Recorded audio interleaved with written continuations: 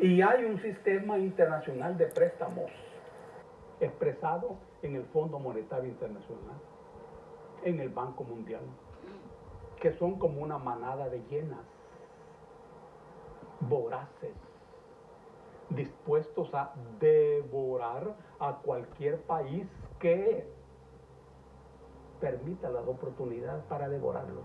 El manejo con estos entes financieros que surgieron después de la Segunda Guerra requiere de gobiernos hábiles, inteligentes, porque deudas estatales siempre van a haber, sobre todo en países como el nuestro, en donde el Estado siempre es pequeño frente al capital privado, tanto oligárquico como burgués local, como el capital internacional. Esa es una característica de la contemporaneidad.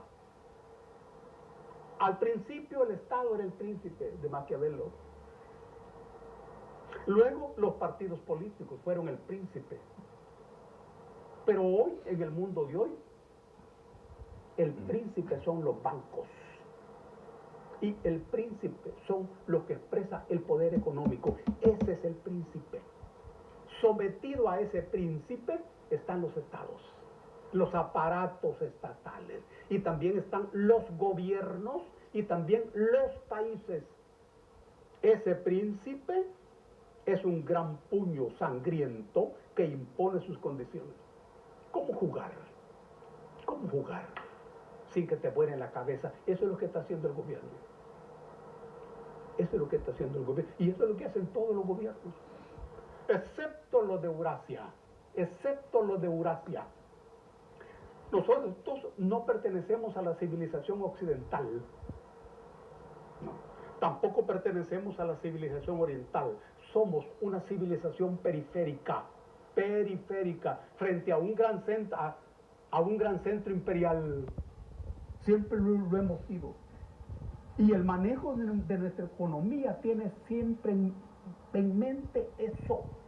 Fuimos periferia de los toltecas, luego periferia de los aztecas, periferia de los mayas, después periferia de los malditos invasores españoles, después periferia de los ingleses, después de los gringos, hoy periferia de los gringos, con el acuerdo de las oligarquías y el acuerdo de las burguesías.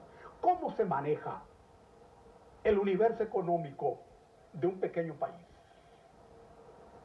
Las deudas del país expresan ese poder subyugante económico. ¿Cómo jugar con eso de tal manera que los gobiernos no se paralicen? Que la política económica, educativa, de salud de los gobiernos no se paralicen. De tal manera que los aparatos de Estado conserven siempre su condición rectora de la economía y de la política. Hay un juego fino y delicado del actual gobierno. Alejandro lo explicó muy bien ayer. Te felicito, Alejandro. Te defendés muy bien y defendés muy bien la posición fiscal del gobierno. Ahora se ha pagado una gran cantidad. En este sentido, la oposición necesita sacarle punta a su cabeza y a su cerebro. Porque si no, yo de repente estoy deseando que se hunda la economía y que se hunde el país. Nos hundimos todos. Entonces se acabó todo. Deseando que el gobierno no pague. Y eso es contraproducente. Se ha pagado esto, que es importante. Hay maniobras, por supuesto que hay maniobra financiera y maniobras económicas. Claro, claro. Si el universo financiero es un campo de batalla, es una guerra en donde hay llenas que te quieren volar la cabeza. Hay que jugar con eso. Eso es lo que nos explicó ayer Alejandro. Y es una buena noticia. De hecho, en el año 2022 se pagó, recordemos, dos deudas. Una de 604.1 millones de capital y 23.4 millones de intereses que se ahorraron. Salimos con la primera compra anticipada, decía ayer el ministro Zelaya, de deuda de los bonos 2023 y 2025. Solo del 2023, el año pasado, se compraron 196 millones y era lo que señalaba, con la compra se ahorró 23 millones, es precisamente esos movimientos que usted señala. Son maniobras de los débiles frente a los poderosos.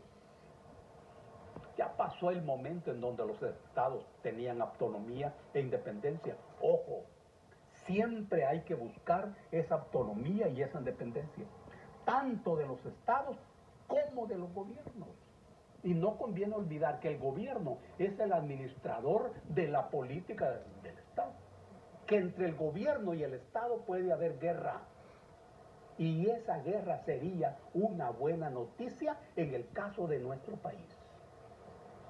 Vamos a ir al primer corte, vamos a ver si podemos retomar algunos de los audios nuevamente del ministro Zelaya antier que nos acompañó en la entrevista con Armando Godoy, en la entrevista de El Noticiero, para tomar un poco de sus palabras. Vamos a la pausa, ya volvemos.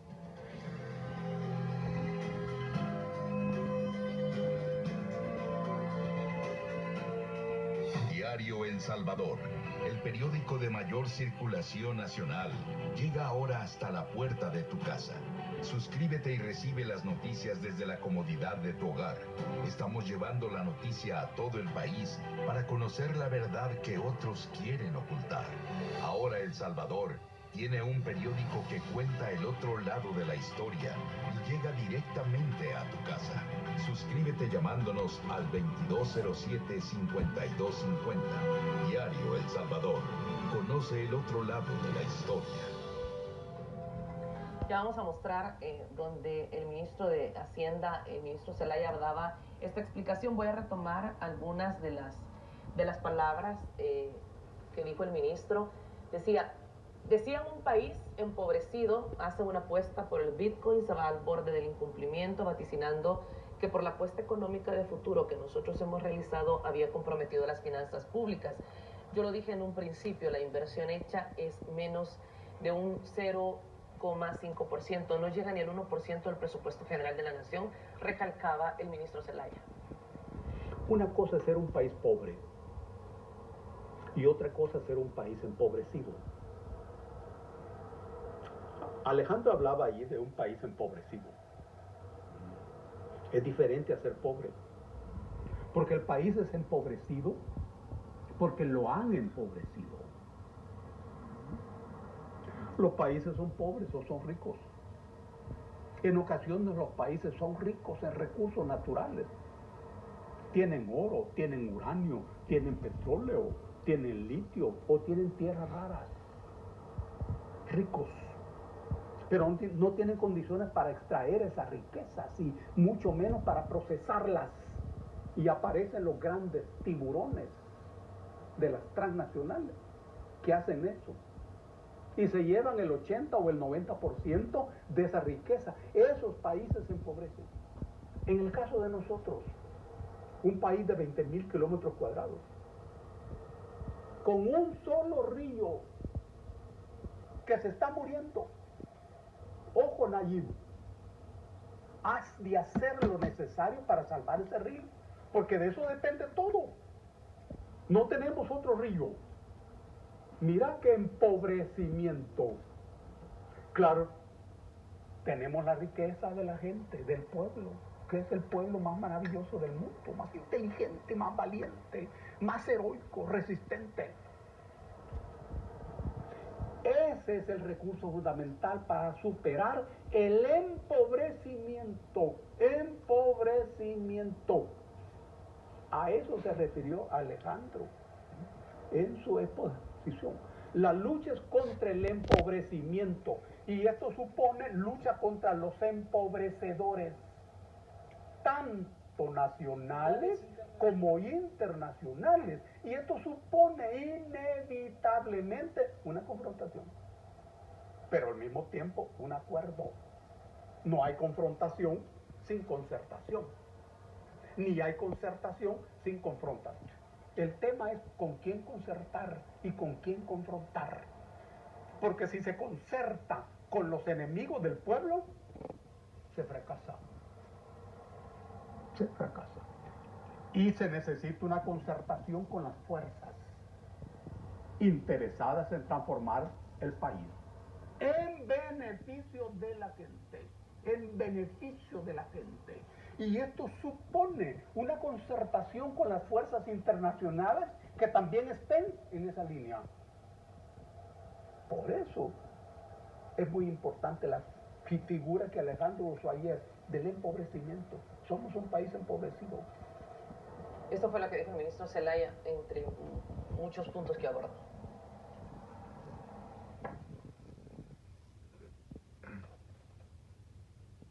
Nosotros no lo hemos buscado para pagar bonos, pero yo se los dije desde un momento, desde un principio. Nosotros tenemos la capacidad de pagar y vamos. Ahí está, nosotros tenemos la capacidad y vamos a pagar. Y también decía el ministro Zelaya, que creo que es sumamente importante señalarlo, que nuestro país durante los gobiernos de Arena y el FMLN no podían pagar sus deudas, no había capacidad económica y específicamente en el año 2017 nuestro país cayó en default. Ningún medio internacional, ningún experto habló, pero hoy nosotros estamos dando estos pasos y de nuevo guardan silencio. Sí, es que tiene lógica. En el país se desarrolla una lucha a muerte. El gobierno no es un gobierno revolucionario, no. Tampoco es un gobierno que está haciendo transformaciones profundas, no, tampoco. La naturaleza del gobierno no es ese. Y vos te puedes preguntar entonces, ¿de dónde viene la confrontación? ¿De dónde viene la guerra? La guerra. ¿Ah? Es que lo que hay es un cambio en los administradores del aparato del Estado. Administradores del aparato del Estado.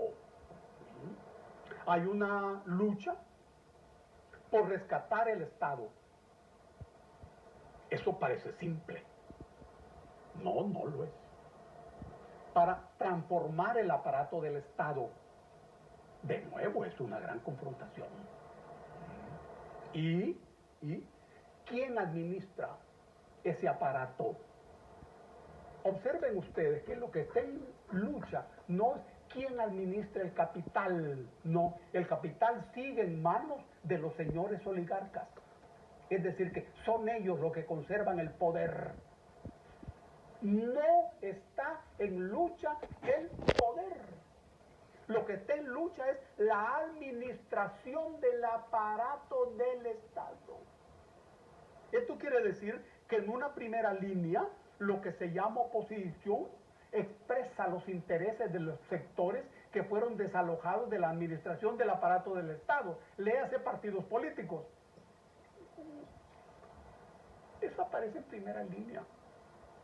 Pero esos sectores, el pueblo le voló la cabeza en las elecciones que ya conocemos. No viene de ahí, viene de los sectores oligárquicos, dueños del aparato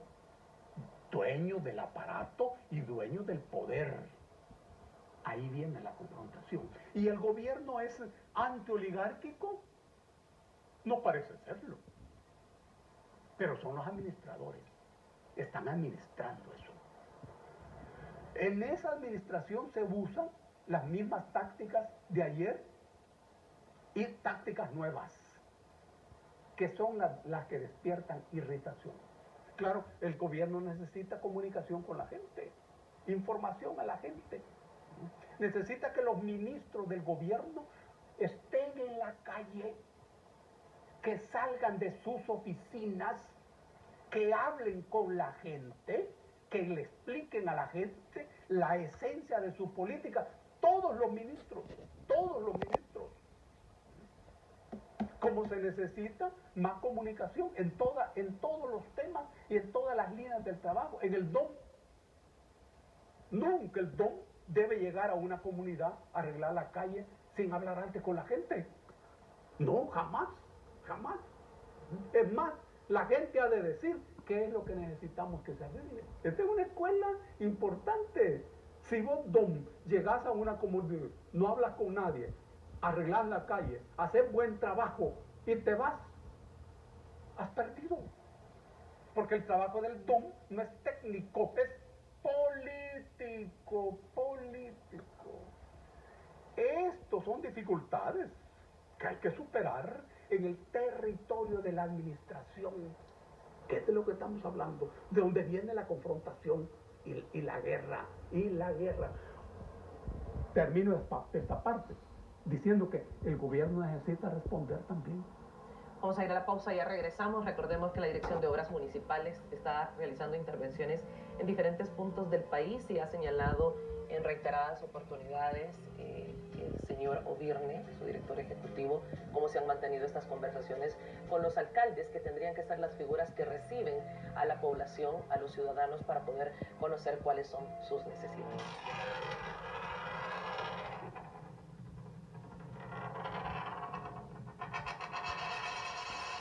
Diario El Salvador.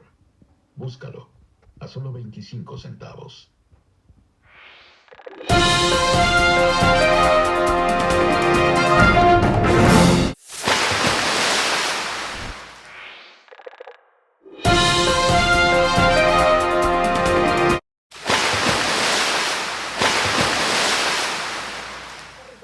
Ha destacado en una reunión de jefes de Estado y de Gobierno, me refiero a la 7ª cumbre de la CELAC, fue el vicepresidente de la República, Félix Ulloa, el doctor Félix Ulloa, quien representó a nuestro país, y muchos países, entre estos Guatemala, Perú, Ecuador, Honduras, Colombia, Costa Rica, han mostrado su interés por replicar e implementar las acciones del Plan Control Territorial. Veamos la nota.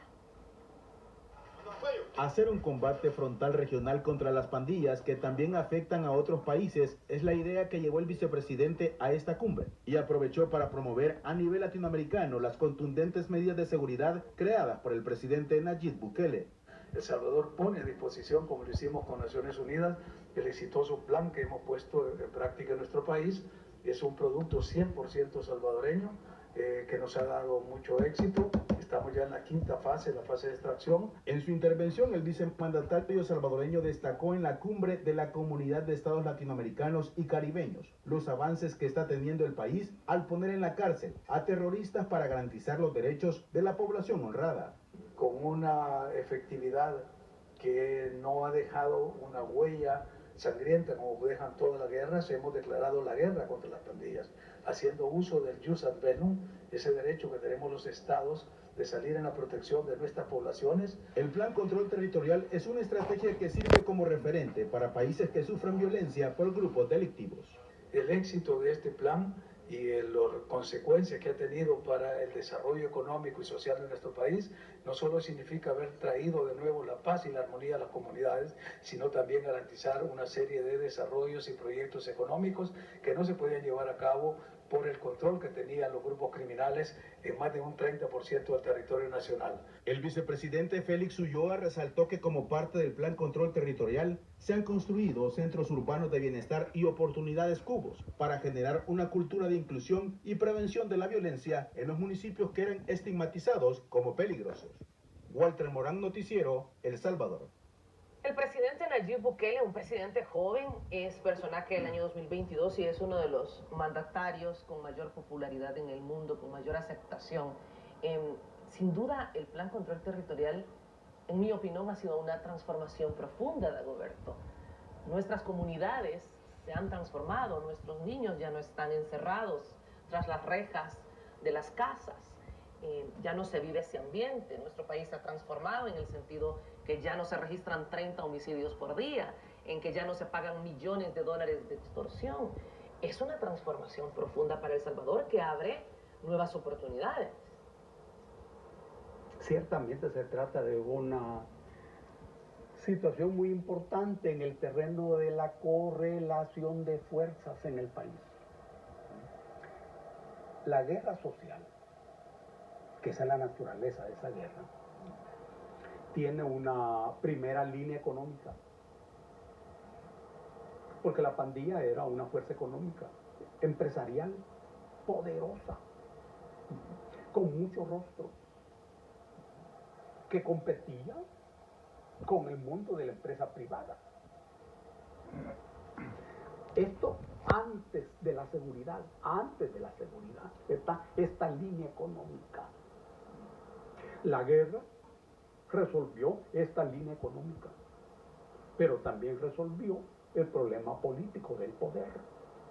Porque esta pandilla, que nació hace 30 años en el escenario de la solución negociada de la guerra de 20 años, nació allí, aparece como pequeños grupos.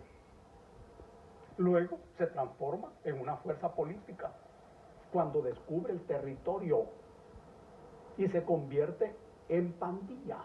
Se convierte en pandilla, pero luego se convierte en una fuerza económica y finalmente se convierte en una fuerza militar.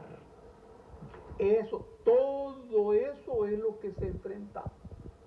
Aparentemente se trata de una simple línea operativa.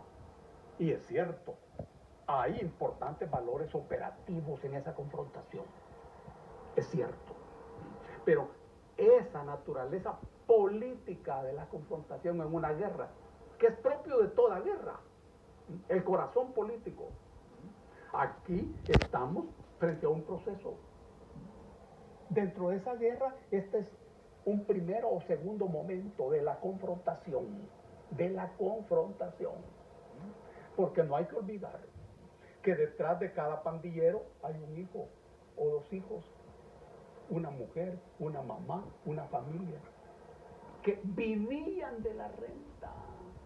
Vivían de la renta. Todos esos miles y miles de personas vivían de esa renta. Eso ha quedado en el aire. Totalmente.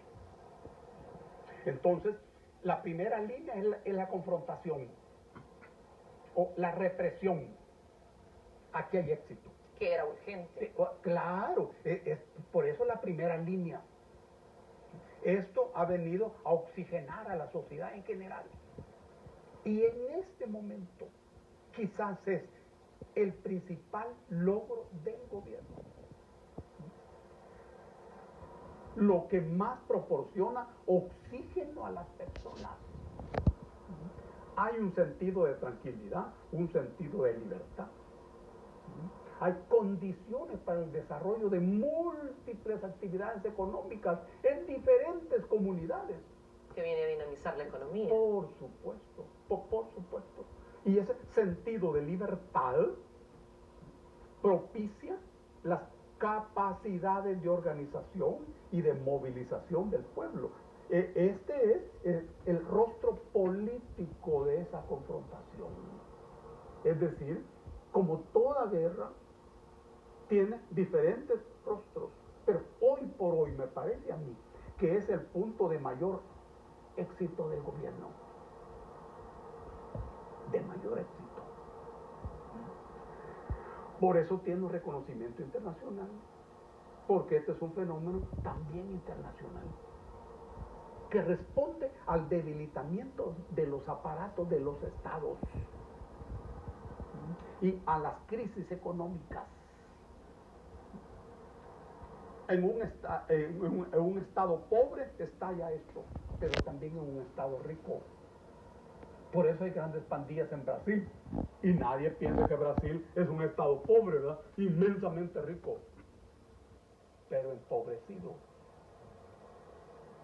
Es el mismo fenómeno para un país como nosotros, que solo tenemos un río. Esos países no, tienen todo, inmensos ríos, agua, pero son empobrecidos, por eso tienen pandillas. Claro, si la experiencia de un pequeño país como El Salvador sí sirve y puede servir y puede ser útil, es importante que se aplique lo bueno de esta experiencia, que no ha terminado todavía, no. Y los organizadores del gobierno saben que no ha terminado todavía. Ni sus aspectos operativos, ni sus aspectos políticos. Los mismos acuerdos de paz de la guerra de 20 años. Lo que hicieron fue simplemente terminar con la guerra, pero no terminar con el conflicto. Mira qué fenómeno. El nombre de acuerdos de paz es discrecional. Discrecional, circunstancial. Vamos a la pausa, ya volvemos. Seguimos conversando con Dagoberto Gutiérrez esta mañana.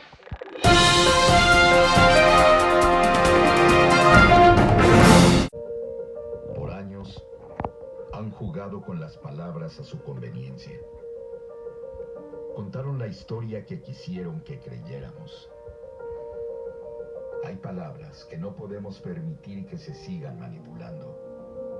Diario El Salvador, el periódico de mayor circulación en nuestro país. Del municipio de Soyapango, que es parte de la fase 5 del Plan Control Territorial, ha logrado reducir la tasa de homicidios en este municipio, que por años fue considerado como uno de los más peligrosos de nuestro país. Esta estrategia del gobierno del presidente de la República, Nayib Bukele, ha permitido bajar la tasa de homicidios de 73 a 3 por cada 100.000 habitantes en el año 2022.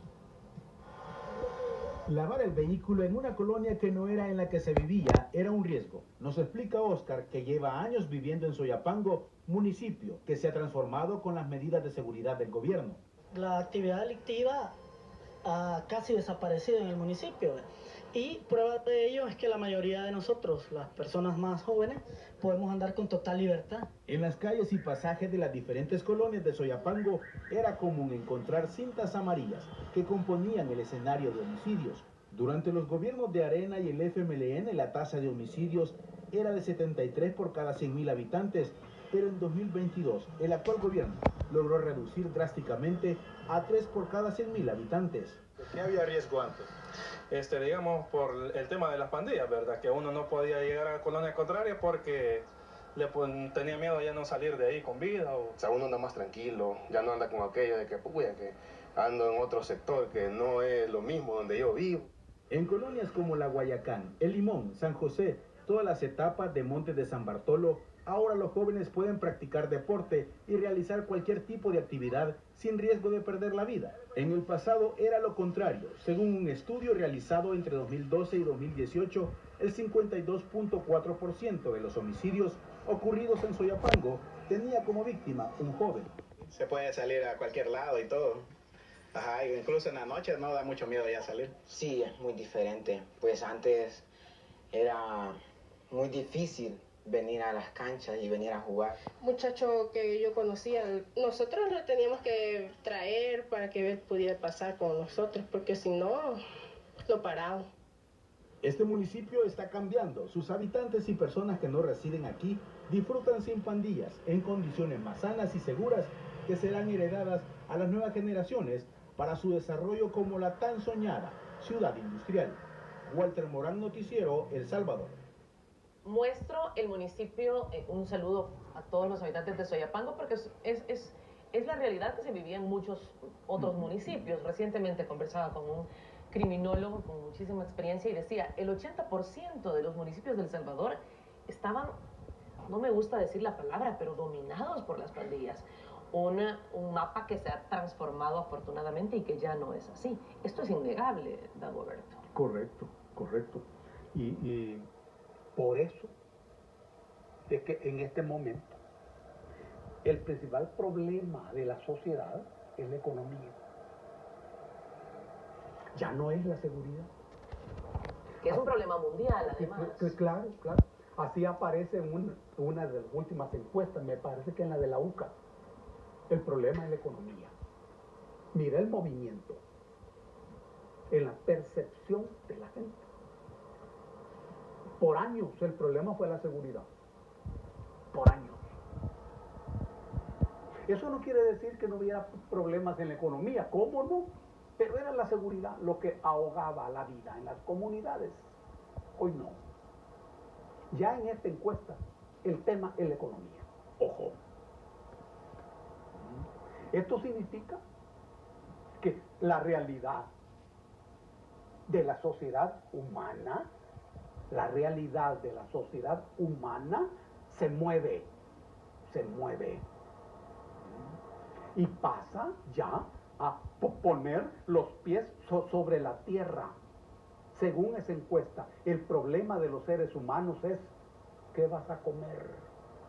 ¿Qué vas a beber? ¿Cuáles son tus medicinas? ¿Cuál es el salario? ¿Cómo dormís? ¿Cuántas colchas tenés para dormir? ¿Tenés agua en tu casa o no tenés agua? La economía, en esa encuesta, ese es el principal problema hoy. Es decir, resuelto el problema de la seguridad, el ser humano tiene el chance hoy de poner los pies sobre la tierra.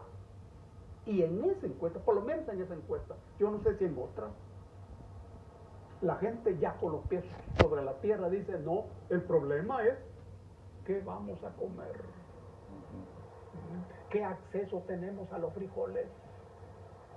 A las tortillas tostadas, al pedazo de queso, queso fresco, queso seco. Y sin olvidar todas las medidas económicas que el gobierno ha implementado desde el año pasado y que, como muchos salvadoreños lo han expresado a través de diversos estudios, sí ha beneficiado, sí ha apoyado. Por supuesto, como ningún gobierno. Hay que saber que hoy el capitalismo, sobre todo el capitalismo occidental, está en una profunda crisis. Y esto nos implica a nosotros. Nosotros conocemos Occidente a través del estudio de Homero en la Ilíada y en la Odisea. Pero como estamos chiquitos cuando leemos esos libros, yo los leí en Chalchuapa, no nos damos cuenta de qué es lo que estamos leyendo. Pero después, cuando uno crece y el cerebro de uno puede captar algo de la realidad, se da cuenta de que esa es la civilización occidental. Esa civilización está en crisis. Y aunque nosotros no seamos de esa civilización, sino que seamos de una civilización periférica, de todos modos nos arrastra. Y hay una crisis planetaria. Yo entiendo que el gobierno le está poniendo coco a eso, de tal manera que siempre tengamos frijoles, que siempre tengamos tortillas, que ya, queso. Si tenemos carne, qué bueno. Si tenemos pescado, qué bien. Y sin duda los inversionistas están viendo en nuestro país un nicho de oportunidades. Usted lo decía, lo más grande que posee El Salvador es nuestra gente, el talento humano laborioso. Y creo que no podemos negar las oportunidades que están llegando de inversionistas también para generación de empleo. Que en el pasado, en el gobierno de Mauricio Funes, fue una fábrica de empleos que jamás se vio y que jamás se vieron resultados. Hoy es lo contrario. Sí. El número de personas que han ingresado a la vida laboral ha aumentado muchísimo. Por supuesto. Todo eso está en esa dirección. Y sin duda el gobierno ha de impulsar lo necesario para que produzcamos ciencia y tecnología. Ciencia propia, Nayib Armando, ciencia propia. Porque si un país va a tener ciencia, debe producirla. Nadie te va a regalar la ciencia, nunca, jamás. En la historia nunca ha sido así.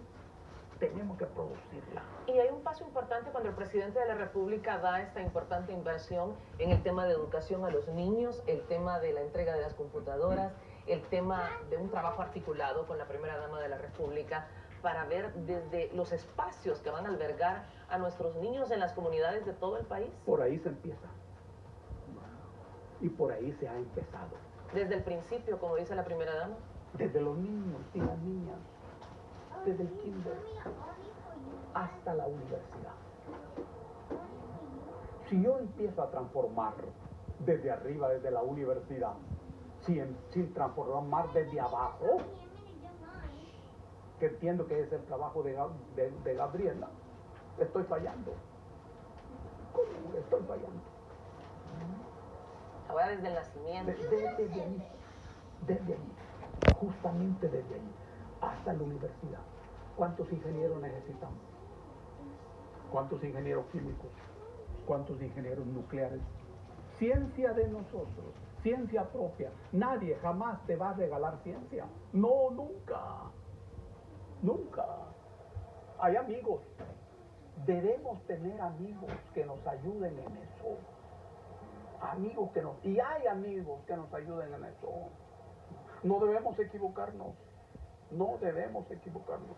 Nunca, siempre se tienen enemigos y siempre se tienen amigos. Hay que tener la menor cantidad de enemigos. La menor cantidad. Y no podemos dejar de mencionar a la diáspora, lo hago con mucho cariño porque es una diáspora que hoy está más cercana que nunca, que quiere retornar muchos a El Salvador, que muchos están invirtiendo y están encontrando en su país un país que siempre soñaron. Esto es muy importante, muy importante. Nosotros tenemos millones de personas trabajando y produciendo riqueza para los Estados Unidos.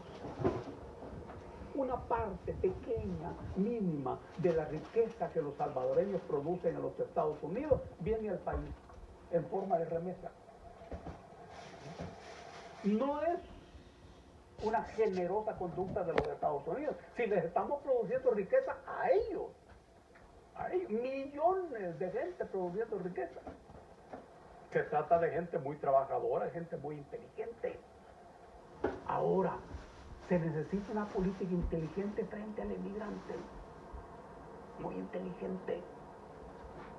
El emigrante debe legalizar su situación en el país donde esté. Legal. En eso ha de trabajar el gobierno. En toda la línea. 2. El emigrante ha de participar en la política del país donde esté. Hacerse diputado, hacerse alcalde, hacerse presidente de los Estados Unidos. 3. El emigrante debe tener una relación sintiente con el país que lo vio nacer. Debemos ser leales con esta patria que nos vio nacer en primer lugar. Y ahora, esa relación debe cultivarse. Aquí está tu casa. Esta es tu casa. Así como le dicen a uno en el aeropuerto de Addis Abeba, en Etiopía, en donde hay un rótulo que dice, ha llegado a tu casa. Eso tiene que ver con que allí nació la humanidad. Allí nació la humanidad. Igual aquí. Esta es la casa. Pero han de estar en los Estados Unidos. Y finalmente se ha de organizar una inmigración, de modo que cada gente que venga aquí ya tenga construida su casa, su todo. Gracias, Dago. Se nos acabó el tiempo. Siempre es un placer conversar con usted. Gracias por haber estado con nosotros y gracias también por los consejos para tener lectura para buenas semanas. Un abrazo para todos. Lean siempre. Eso ayuda hasta para entrar al cielo. Antes de entrar al cielo te va a preguntar Santo Tomás de Aquino. ¿Y ya leí este libro de Posteguillo? Te lo van a preguntar. Y si no lo han leído, no te van a dejar entrar. Gracias, Dago. Le agradezco muchísimo su tiempo esta mañana en Entrevista M. Kelvin, Stephanie, de esta manera ponemos punto final a nuestra entrevista.